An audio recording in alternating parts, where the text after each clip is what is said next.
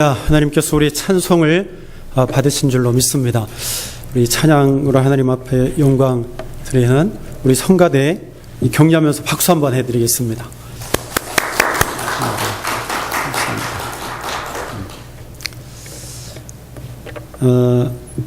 오늘 창세기 21장 1절부터 7절까지 말씀 우리 함께 나누기를 원합니다. 아브라함에 대한 이야기입니다. 아브라함 그리고 사라에게 있었던 그러한 한 가지 일에 대해서 오늘 소개하고 있습니다. 사실 아브라함은 모르는 사람이 없습니다. 아브라함은 참 모든 이들에게 알려져 있습니다. 지난번에도 제가 한번 말씀드린 적이 있는 것 같은데요. 그 기독교인뿐만 아니라 예수를 믿지 아니하는 사람들에게도 아브라함이라고 하는 이름이 많이 알려져 있습니다. 이슬람 무슬림 중에서도 아브라함이라고 하는 이름이 상당히 많이 있습니다. 이 아브라함을 중심으로 해서 창세기는 그 4명의 족장에 대해서 이야기를 하고 있습니다. 그런데 이 아브라함이 어떤 사람인가에 대해서 그 11장 27절부터 그 배경을 이야기하고 있습니다. 아브라함의 아버지는 데라였지요. 데라는 갈대아 우르에서 살았습니다. 갈대아는 지금의 우리가 성경 읽는데 호세아 가 선포하지 우리가 호세아서를 읽고 있죠. 이스라엘 백성들이 바벨론에 의해서 포로로 끌려갔는데 바로 그곳이 갈대아입니다. 갈대아 사람들이 바로 바벨론 사람들이죠. 그곳에 살던 그곳에 살았습니다. 이 데라의 가족들이 그곳에 살다가 이 데라가 아들을 잃습니다. 하란을 잃어요. 그리고 나머지 2 아들을 이제 장가 보내게 되어지죠. 아브라함과 나홀을 장가 보냅니다. 그런데 아브라함에게는 자녀가 없죠. 그리고 그 데라가 그 가족들을 이끌고 갈대아 우르를 떠나게 됩니다. 그리고 가서 정착한 곳이 저 북쪽에 올라가서 하란이라고 하는 곳에 이제 정착을 하게 되어집니다. 소위 말하는 젖과 꿀이 흐르는 땅입니다. 초생딸 지역이라고 해서 그곳에 가서 정착하게 삽니다. 그곳에서 살 때 이 아브라함은 아버지 데라를 잃습니다. 아브라함이 믿음의 조상이라고 우리는 알고 있는데 사실은 아브라함이 특별하게 특출난 것을 가지고 있던 사람은 아니었습니다. 그저 평범하게 살던 한 사람이었습니다. 아버지 데라를 모시고 또 그가 마음이 착했어요. 아버지가 가자 하니까 고향 땅을 떠나서 아버지를 따라서 떠나기 시작했습니다. 그런데 하나님은 이 아주 평범한 이 아브라함을 들어서 큰 민족을 이루셨다는 것을 볼 수 있습니다. 그가 동생을 잃고 여러 가지 어려운 상황 가운데서도 그가 하나님 앞에 부름을 받았습니다. 그리고 하나님은 그 아브라함을 통하여서 큰 민족을 이루시겠다고 하시는 그 약속을 주시고 그 약속대로 하나님은 아브라함을 통해서 큰 민족을 이루셨습니다. 하나님은 특출난 사람을 부르신 것이 아니라 평범하게 살아가는 아브라함을 부르셔서 그로 말미암아 큰 민족을 이루셨습니다.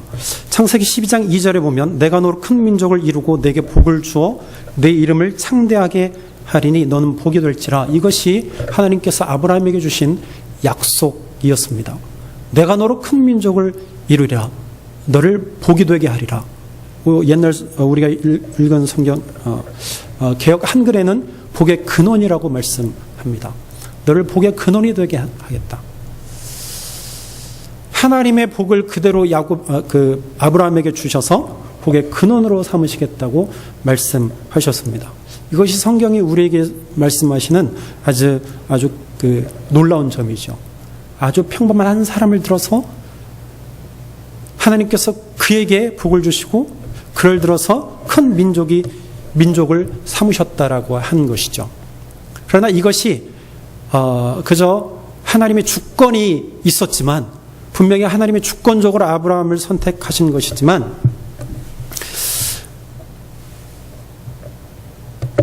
아브라함의 순종이 뒤따랐기 때문입니다. 즉 하나님의 선택하심과 아브라함의 순종이 하나가 되어서 큰 민족을 이루었다라고 하는 것이죠. 그것이 바로 아브라함에게 믿음이 되어져서 아브라함이 그 후손에게 믿음의 조상 하면 아브라함, 그렇게 된 것입니다. 그래서 히브리서 11장 8절에도 이렇게 말씀합니다. 믿음으로 아브라함은 부르심을 받았을 때 순종하여 장래 유업으로 받을 땅에 나아갈새 갈 바를 알지 못하고 나아갔다. 히브리서 기자는 그렇게 말씀하고 있습니다. 아브라함은 하나님의 부르심에 전적으로 순종하여서 부르심에 따라서 갈 바를 알지 못하고 나아갔을 때에 하나님의 은혜가 풍성하게 임해서 그는 모든 민족의 조상이 되었던 것을 볼 수 있습니다. 그가 몇 살 때 부르심을 받았다고요? 75세에 부르심을 받았습니다. 75세. 75세면 인생의 황혼기라고 할 수 있습니다. 물론 그가 175세까지 살았어요. 앞으로 100년이나 더 살아야 되지만, 그러나 살아도 우리가 늙었습니다 라고 고백하는 것을 볼 때에 결코 적은 나이가 아니라는 것을 알 수 있습니다. 75세에 하나님이 아브라함을 부르셨고 75세 하나님의 말씀에 따라서 그가 갈 바를 알지 못하고 떠났습니다. 그렇다고 해서 하나님께서 보이실 땅, 그곳으로 가라 하셨지만 정확하게 보여주신 것도 아닙니다.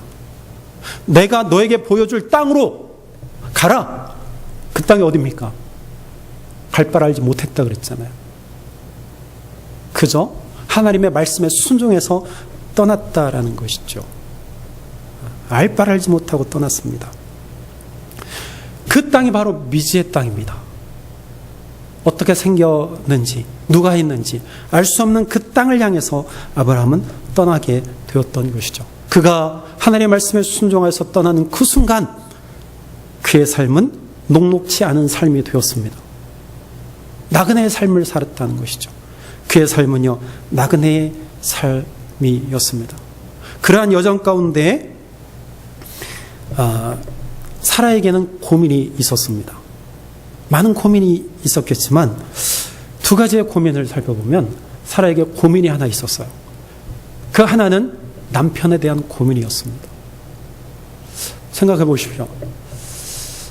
하나님의 말씀을 듣고 순종해서 떠난다고 하지만 무엇인가 평안한 삶, 안전한 삶, 정착한 삶을 원하지 않았겠습니까?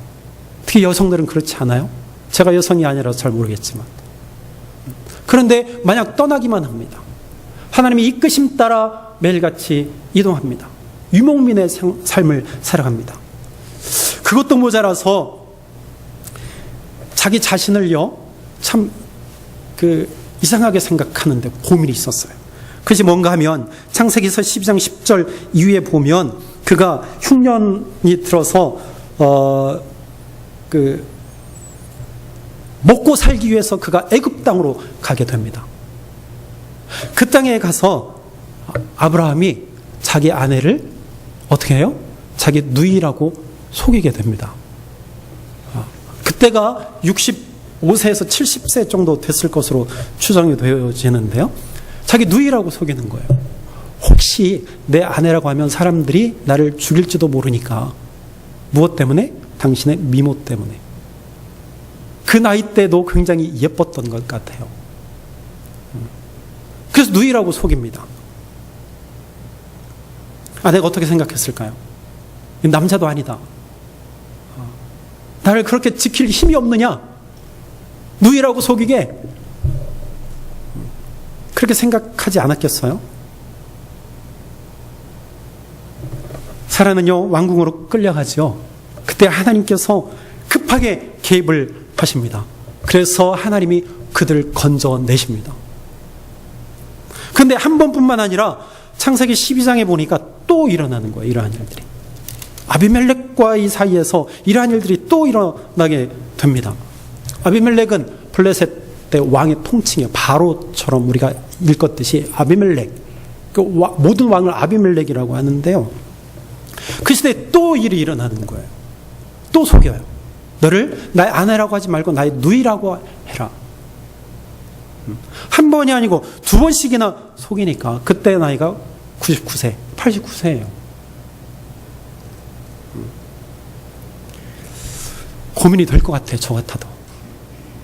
사라가 남편 때문에 고민을 하고 사는 거예요. 두 번째 사라에게 고민이 있었는데요. 그래서 뭐냐면 자기 자신에 대한 고민이 있었습니다.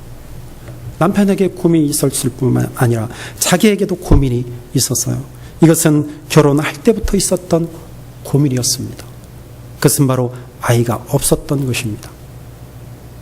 아버지 데라를 따라서 떠날 때부터, 그리고 하란에 정착해서, 그리고 세겜에 정착할 때, 그리고 계속 그의 여정 동안 그에게 아이가 없었다는 것이 그가 고민이었습니다. 그래서 그가 생각한 것이 그의 몸종 하갈을 통해서 대를 잇는 것이었습니다. 그래서 아브라함에게 이제 들여보내서 아들을 얻게 되죠. 그 이름이 이스마엘이에요. 그런데 그것으로 말미암아 가정에 불화가 생기게 되잖아요. 사라에게는 이렇게 고민이 있었습니다. 기쁜 일도 있었겠지만 남편으로 인한 고민, 또 자기 자신에 대한 고민, 이러한 고민을 안고 살았습니다. 그들이 이스마엘을 얻었을 때가 아브라함이 86세요, 사라가 76세 되던 해였습니다. 그런데 그로부터 13년 후에 아브라함과 사라에게 아주 특별한 일이 일어나게 되었습니다. 그것은 바로 그들에게 새 천사가 나타났다는 거예요. 하나님의 사자가 그들에게 나타나서 이렇게 이야기합니다. 1년 뒤에 사라에게 아이가 생길 것이고 사라가 아들을 낳게 될 것이다. 새 천사가 이렇게 아브라함에게 나타나서 이야기를 했습니다. 그 이야기를 사라가 들어요. 그때 사라가 이렇게 이야기합니다. 18장 12절에 사라가 속으로 웃고 이르되 내가 노쇠하였고 내 주인도 늙었으니 내게 무슨 즐거움이 있겠습니까? 웃었어요. 그 이야기를 듣고 피식 웃었단 말이죠. 내가 이미 생산 능력이 없는데 어찌 나에게 아이가 있을 수 있겠습니까? 비웃음이겠죠? 어림도 없는 소리입니다. 과연 이러한 일들이 일어날까요? 그 이야기겠죠. 그때의 18장 14절에 보면 이렇게 그 천사가 말합니다. 여호와께서 능하지 못할 일이 있겠느냐? 여호와께서 능하지 못할 일이 있겠느냐? 하나님이 모든 일들을 하실 수 있다라는 것이죠. 하나님은 모든 일들을 하실 수 있느니라. 피식 웃는 아브라함과 사라를 향해서 천사들이 하는 이야기입니다. 사랑하는 여러분, 하나님은 모든 일들을 하시는 줄로 믿으시길 바랍니다. 마가복음 9장에 보면 귀신 들린 아이를 제자들에게 데리고 가요. 데리고 간 이유는 귀신을 쫓아내고 싶어서 데리고 갑니다. 그런데 그 제자들이 귀신을 쫓아내지 못해요.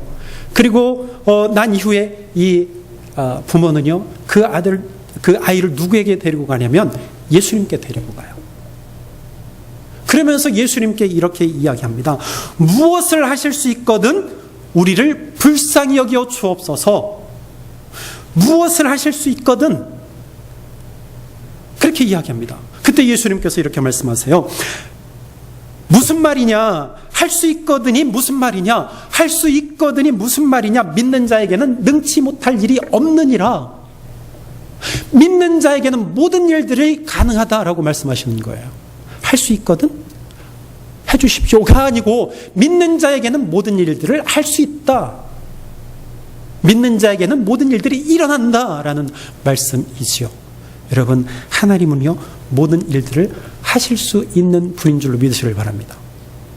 우리가 생각할 때는 한계예요. 그러므로 우리는 하나님을 우리의 이상 안에 가두는 어리석은 일을 하면 안 됩니다. 항상 우리가 생각할 때 하나님을 우리의 이상 안에 가두고 생각해요. 그래서 우리의 방법대로 우리 지식으로 가두어 놓아요. 그래서 하나님이 한계가 계시는 분처럼 우리는 생각하고 행동합니다. 그러나 하나님은 그렇지 않습니다. 하나님은 모든 일들을 능하게 하시는 분인 줄로 믿게 되기를 바랍니다. 우리가 믿는 하나님은 바로 그러한 하나님이라는 사실입니다. 그러면서 내용은요 21장으로 넘어가게 되지요. 21장에서 우리가 읽은 대로 살아가요 아들을 낳았습니다. 하나님의 말씀대로 살아가요 아들을 낳았어요. 아브라함이 웃고 사라가 웃었는데 정말 천사가 전해준 그 말씀대로 1년 후에 사라가 아이를 낳았는데 그의 이름이 바로 이삭이었습니다. 이삭의 뜻이 뭐죠? 이삭의 뜻은 웃음이라는 이야기입니다. 사라에게 웃음이 찾아왔어요. 18장에서 사라가 웃은 웃음과는 다른 웃음이겠지요. 18장에서 웃은 웃음은 뭐예요? 비오는 웃음이었지만 오늘 아이를 낳고 사라가 웃은 웃음은 진정한 웃음이었을 거예요. 기쁨의 웃음이었습니다. 그들의 나이가 아브라함은 100세요. 사라의 나이는 90세였습니다. 노년에 아이를 낳고 이렇게 사라는 고백합니다. 하나님이 나를 웃게 하시니 듣는 자가 다 나와 함께 웃으리로다. 사라가 자식들을 젖먹이겠다고 누가 아브라함에게 말을 하였으리요마는 아브라함의 노경에 내가 아들을 낳았도다. 아들을 낳았도다. 여러분, 어떻게 이러한 일들이 이루어졌을까요? 어떻게 이루어졌을까요? 오늘 1절을 봅니다. 1절에 이렇게 말씀합니다. 우리 다 같이 읽어볼까요? 1절 시작. 여호와께서 말씀하신 대로 사라에게 행하셨다. 따라합니다. 말씀하신 대로. 말씀하신 대로. 여기 보면 말씀하신 대로가 3번 나옵니다. 여호와께서 말씀하신 대로 사라를 돌보셨고 여호와께서 말씀하신 대로 사라에게 행하셨으므로 2절에 사라가 임신하고 하나님이 말씀하신 시기가 되어 노년에 아브라함에게 아들을 낳으니라. 말씀하신 대로 하나님의 말씀하신 시기가 되어 3번이나 강조하고 있습니다. 여러분, 이 일은요 하나님이 말씀하신 대로 이루어진 일인 줄로 믿으시길 바랍니다. 여러분, 하나님은요 결단코 실현하지 않으시는 분입니다. 에스겔 17장 24절에 보면 나 여호와는 말하고 이루느니라 말씀합니다. 나는 말하고 그 말하는 것을 그대로 이루는 분이라고 우리에게 분명히 말씀합니다. 사무엘상 15장 29절에 보니까 이스라엘의 지존자는 거짓이나 변기함이 없으시니 그는 사람이 아니시므로 결코 변기하지 않으심이니라 말씀합니다. 하나님 바꾸시지 않는다는 얘기예요. 하나님 변하지 않는다는 말씀입니다. 하나님은 말씀대로 이루시는 분입니다. 그런데 우리가 한 가지 살펴볼 것은 하나님께서 약속을 하시고 약속의 말씀을 주시고 이루어 가시는데 우리가 극복해야 될 것이 있어요. 그것이 뭐냐면 기다림입니다. 시간이에요. 그 시간을 우리가 극복해야 됩니다. 이 시간은 우리의 시간이 아니고 하나님의 시간이라는 거예요. 자, 75세에 부름을 받았습니다. 너로 내가 큰 민족을 이루리라. 이게 처음에 주신 약속이었어요. 처음에 주신 약속. 내 몸에서 날 씨, 그를 통해서 큰 민족을 이루리라. 그 이후에 몇 년이 지났어요? 25년이 지났어요. 25년이 지난 이후에 이 약속의 말씀이 100세에 이루어졌다라는 것입니다. 그 씨가 이루어졌어요. 큰 민족은 아직 아니에요. 아직 더 남아 있습니다. 여러분, 하나님은요 25년 동안 기다리셨어요. 그리고 25년은 하나님의 시간이었습니다. 그리고 이스라엘 백성들이 큰 민족이 되어서 애굽 가운데서 나올 때 그 기간이 400년입니다. 400년이라는 기간 동안 하나님은 큰 민족을 이루셨습니다. 그 시간은 인간의 시간이 아니고 하나님의 시간입니다. 그렇게 오래도록 시간이 걸릴지 누가 알았겠습니까? 그 기간 동안 기다림이 필요합니다. 시간을 극복해야 돼요. 여러분, 믿음이 부족하면 조바심이 생깁니다. 조바심이 생기면 불순종하게 됩니다. 그것이 바로 멸망의 지름길이에요. 그것이 바로 멸망의 길이에요. 약속은 기다림인 줄로 믿으시길 바랍니다. 여러분, 사무엘상 13장에 보면 사울에 대한 내용이 나와요. 사울이 블레셋과 싸웁니다. 전쟁을 합니다. 블레셋이 이제 쳐들어왔어요. 사울이요 급하게 되었습니다.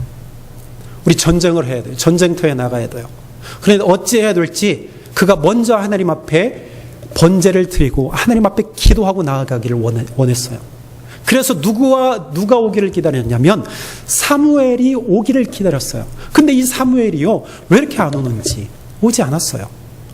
기다리다 못해서 사울이요 기다리다 지쳐서 그가 먼저 하나님 앞에 번제를 드립니다. 사무엘이 드려야 될, 제사장이 드려야 될 번제와 화목제를 그가 대신 드려버리는 거예요. 왜 이러한 일들이 일어났습니까? 조급증 때문에 그래요. 결국에 이것으로 인하여서 그가 책망을 듣습니다. 하나님이 너를 버리시리라. 왜? 불순종했기 때문에. 하나님의 말씀을 어긴 거예요. 하나님의 언약을 어긴 것입니다. 하나님께 번제를 드리는 것 아무나 할 수 없어요. 그러나 사울은요 그 기다리지 못하고 자기가 하나님 앞에 번제와 화목제를 드림으로 하나님의 언약을 어김으로 그는 불순종했습니다. 결국 그는 하나님께 버림을 받게 되죠. 여러분, 신앙은요 조급하다고 성장하지 않습니다. 우리가 조급하다고 예수님이 오시는 것 아니에요. 우리가 기도해야 되지만 하나님의 시간에 하나님이 오신다는 사실입니다. 하나님의 시간에 하나님의 말씀들을 이루어 가신다는 사실입니다. 여러분, 그러므로 믿는 사람들은요 우리의 신앙으로 사는 것이 아니라 하나님의 시간으로 살아가야 된다는 사실을 잊지 마시길 바랍니다. 여러분, 모세를 한번 볼까요? 모세는요 하나님께 쓰임받기 위해서 40년 동안 미디안 광야에서 훈련받았습니다. 하나님이 방주에서 그를 건져내셨어요. 방주라고 하는 것은 그 나일강에 떠 있는 조그만 바구니, 그게 방주잖아요. 그때부터 80년 동안 그를 훈련시키셨어요. 40년 동안은 궁 안에서 훈련시켰습니다. 그리고 나머지 40년은 미디안 광야에서 그를 훈련시키셨어요. 사실은 40년 전에 그가 이스라엘 백성들을 위해서 일하려고 했어요. 그런데 그의 혈기가 없었습니다. 그래서 애굽 사람도 죽여버렸어요. 애굽 사람들을 죽였습니다. 그래서 이스라엘 백성들을 구원할 것으로 그가 깨달았어요. 그러나 하나님은 그렇게 일하시기를 원하시지 않았어요. 그래서 그를 쫓기게 하시고 미디안 광야로 보내셔서 그를 훈련시키십니다. 어떻게? 그의 혈기를 누그러뜨리십니다. 그래서 부드러운 마음이 되게 하세요. 온유한 마음이 되게 하셨습니다. 그래서 민수기 12장 3절에 이렇게 말합니다.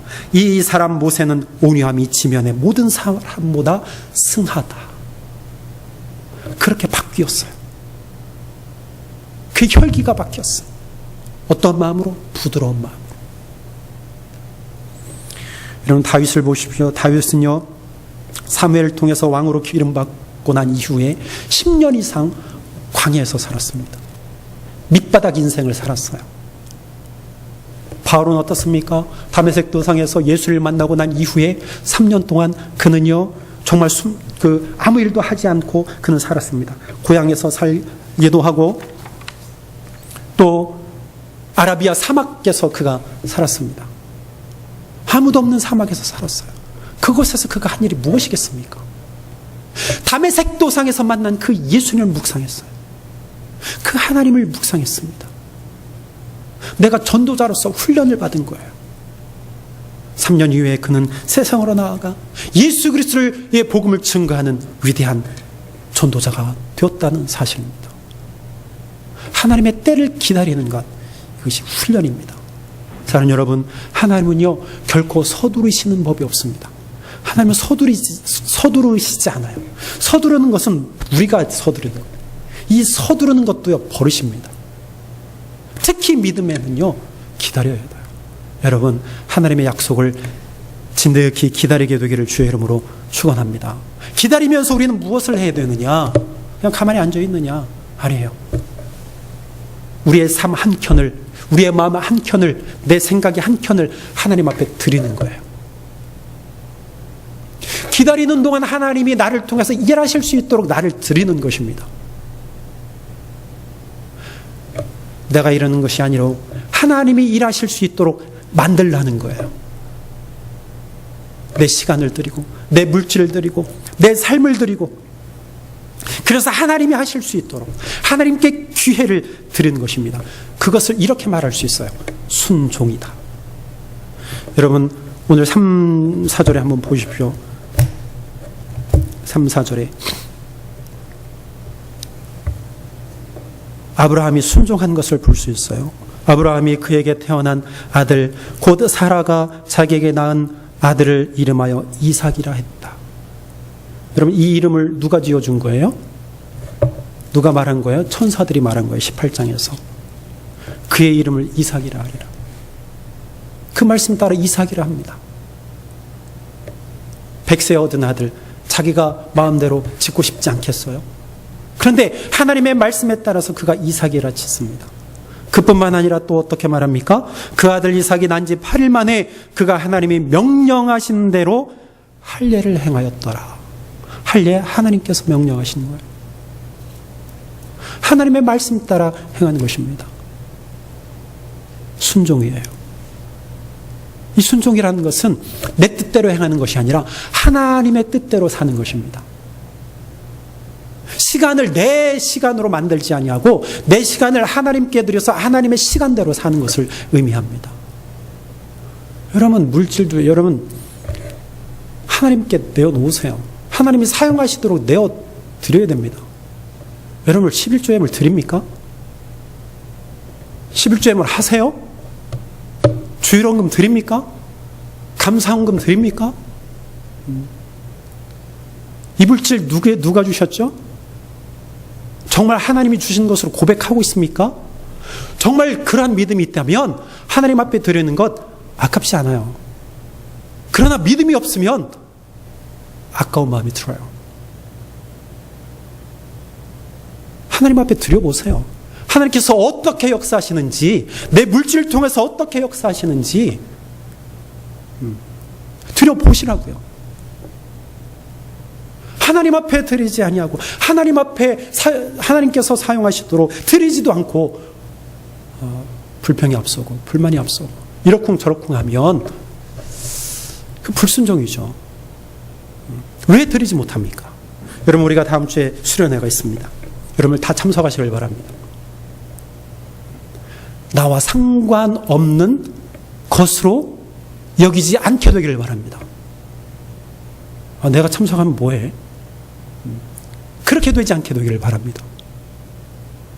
나 하나 때문에 수련회가 빛나고 하나님 앞에 영광 돌린다면 그 시간 하나님 앞에 드려야 되잖아요. 그렇지 않습니까?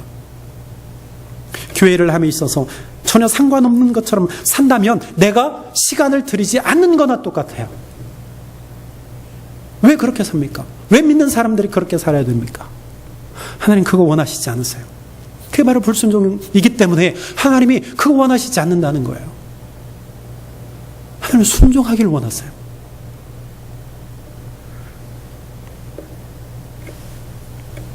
오늘 6절 7절에 이렇게 말합니다. 사라가 이르되 하나님이 나를 웃게 하시니 듣는 자가 다 나와 함께 웃으리로다. 사라의 반응이에요. 진정으로 하나님 앞에 기쁨을 드리고 있습니다. 자기만 기뻐하는 것이 아니라 주변의 모든 사람들과 함께 하나님 앞에 기쁨을 드리고 있습니다. 웃고 있어요. 웃고 있어요. 하나님을 진득히 기다리는 자에게 하나님께서 웃게 하실 줄로 믿으시길 바랍니다. 하나님께서 웃음을 주실 줄로 믿으시길 바랍니다. 기다리면서 하나님께 기도하십시오. 하나님께서 나를 통해서 하실 수 있도록 모든 것을 하나님 앞에 내어드리는 저와 여러분들이 되기를 바랍니다. 우리 1절 다시 한번 읽습니다. 1절 다시 한번 읽을까요? 시작.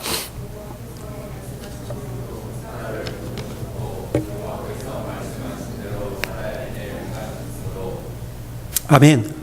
하나님께서 말씀하신 대로 말씀대로 이루셨고 이 돌보셨다란 말입니다. 사라를 돌보셨다. 사라를 돌보셨다 말합니다. 이 돌보셨다라는 말은 방문했다라는 말입니다. 하나님께서 친히 방문하셨다라는 거예요. 하나님께서 오셨다라는 거예요. 연약한 여인에게 찾아오셨다라는 겁니다. 그리고 그에게 행하셨다라는 거예요. 사랑하는 여러분, 하나님께서 오늘 여러분들의 마음속에 찾아오시기를 바랍니다. 하나님께서 우리의 삶 가운데서 찾아오시기를 바랍니다. 하나님께서 우리의 삶의 여정 속에 찾아오시기를 바랍니다. 그렇게 기도하세요. 하나님, 내 마음의 문을 엽니다. 마음속에 오시옵소서. 내 삶 가운데 오시옵소서. 나를 돌보시옵소서. 오셔서 나를 돌보시옵소서. 하나님은 오늘도 저와 여러분들을 돌보고 계십니다. 하나님이 이거 약속하셨어요. 18장 14절에. 제가 읽어드릴게요. 여호와께서 능하지 못한 일이 있겠느냐. 기한이 이를 때 내가 내게로 돌아오리니 사라에게 아들이 있으리라 말씀하셨습니다. 이 말씀대로 21장에 예수님 하나님께서 이 사라에게 오셔서 그를 돌보셨다. 오셔서 그에게 잉태케 하셨다라는 말이죠. 낳게 하셨다라는 말이에요. 여러분, 하나님은요 오늘도 우리에게 오셔서 돌보시는 분입니다. 저 여러분들 돌보고 계세요. 연약한 우리들을 돌보고 계세요. 내세울 것 없는 우리들을 돌보고 계십니다. 아파하는 우리에게 오셔서 우리를 돌보고 계시는 분이에요. 하나님은 오늘도 예수님을 통해서 철저하게 우리를 돌보십니다. 예수 그리스도의 십자가, 예수 그리스도의 부활의 생명을 통해서 우리를 돌보고 계시는 그 예수님, 그 예수 그리스도를 날마다 따라가는 저 여러분들 되기를 주의 이름으로 축원합니다. 아프리카에 우리 한 가지만 얘기하고 마치겠습니다. 아프리카에 프레드릭 놀란이라는 사람이 있었어요. 이 사람은 그리스도인이었습니다. 근데 그 예수 믿는 것으로 인하여서 그가 핍박을 받았어요. 그래서 목숨의 위협을 느꼈어요. 그래서 그가 이제 그 상황을 벗어나서 도망을 하게 되었습니다. 피신을 하게 되었어요. 그를 잡겠다고 쫓아오는 자들이 있었습니다. 며칠 쫓고 쫓기는 일이 있었는데 결국은 지치다 지쳐서 이 프레드릭 놀란이라는 사람이요, 가다 보니까 자그마한 동굴이 있는 거예요. 입구가 아주 조그만 동굴이 있는데 그 안으로 숨었습니다. 이제는 더 이상 못 가겠다. 내가 여기 있다가 잡혀도 나는 더 이상 이제 할 일이 없다. 더 이상 못 가겠다. 체념하고 앉아 있는데 그 앞에, 동굴 앞에 갑자기 거미들이 나타나서요, 거미줄을 치기 시작하는 거예요. 그러면서 그것을 물끄러미 이렇게 바라보고 있었습니다. 그런데 어느 순간 그 조그만 동굴에요, 거미줄이 사방으로 다 쳐졌습니다. 얼마 지나지 않아서 그를 쫓던 사람들이 그 동굴 앞을 지나가게 되었어요. 사람들이 어떻게 생각했을까요? 저 동굴 안에 분명히 있을 것이다 라고 생각하지 않았겠습니까? 그런데 들어가려고 하는 순간 그곳에 있는 거미줄을 그들이 보게 되었습니다. 그리고 그들이 또 생각했어요. 거미줄이 쳐 있는 것 보니까 여기로 피한 것이 아니다. 그들이 생각했어요. 저 안에 사람이 없을 거야. 만약에 들어가면 거무줄이 없어졌을 텐데 거무줄이 그대로 있는 거 보니까 전에는 아무도 없어. 그래서 그 동굴을요 쫓던 사람들이 그냥 지나치게 되었습니다. 그리고 한참 있다가 나와서 그가 이렇게 이야기했습니다. 하나님이 계신 곳은 간달한 거미줄도 두터운 방벽이 되고 하나님이 없는 곳에는 아무리 두꺼운 방벽도 한낱 거미줄이다. 그 이렇게 고백했어요. 이 사람에게는요 한낱 아주 얇은 거미줄이요 아주 두꺼운 방벽이 된 거예요. 그러나 아무리 두꺼운 방벽을 쌓는다 할지라도 그곳에 하나님이 계시지 않으면 그것은 거미줄과 같아요. 이스라엘 백성들이 그랬잖아요. 블레셋 군인들과 싸울 때 그들에게 언약궤가 없었어요. 그래서 그들이 생각했어요. 우리가 이렇게 밀리는 것은 언약궤가 없기 때문에 우리가 이렇게 어려움을 당한 거야. 그래서 그들이 언약궤를 가져오잖아요. 근데 웬걸? 그들이 실패합니다. 언약궤도 빼앗겨요. 왜 그럴까요? 그들 마음 가운데, 그들의 삶 가운데 하나님이 살아계시지 않았기 때문이에요. 왜요? 그들이 불순종했기 때문입니다. 하나님의 뜻을 따르지 않았기 때문이에요. 하나님이 돌보심에도 불구하고 그것을 몰랐어요. 실패입니다. 이스라엘 백성들이 하나님을 예배하지 아니하고 하나님을 섬기지 아니하고 우리가 예루살렘 안에 있으면 성 안에 있으면 하나님이 우리를 보호하실 거야. 그렇게 생각했어요. 그러나 웬걸요? 하나님은 그 성벽을 무너뜨리셨습니다. 왜? 하나님 제대로 예배하지 아니하고 하나님께 제대로 드리지 아니하고 섬기지 아니하고 기도하지 않았기 때문이에요. 하나님 버리신 것이죠. 그 성벽은요 거무줄이나 마찬가지였어요. 사랑하는 성도 여러분, 우리 옆에 거미줄 같은 것이 쳐져 있다고 해도 두려워하지 마십시오. 하나님이 계시다면 그 거미줄이요 큰 튼튼한 성이 될 것입니다. 결국엔 누가 우리의 성이 되시는 거예요? 하나님이 우리의 성이 되시는 거예요. 하나님이 우리의 산성이 되시는 것입니다. 그 하나님을 의지하고 그 하나님께 순종하고 그 하나님 앞에 예배하고 나의 삶을 드리고 의지하고 사랑하는 저를 되기를 주의 이름으로 축원합니다. 기도하겠습니다.